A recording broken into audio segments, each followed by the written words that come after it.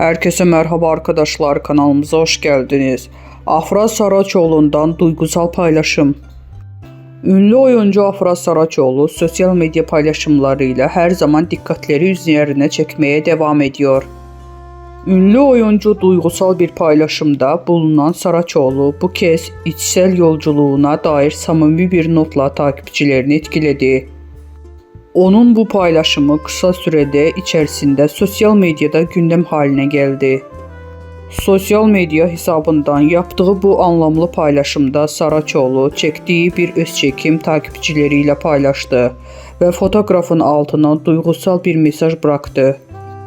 Afra Saraçoğlu'nun yazdığı o anlamlı sözleri sizlere takdim ediyoruz.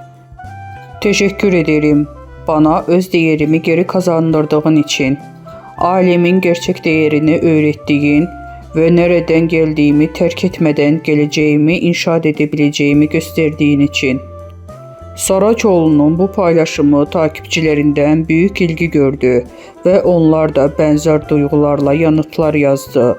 Ünlü oyuncu kişisel gelişimi ve ailesinin kendisi için ne kadar önemli olduğunu vurguladı.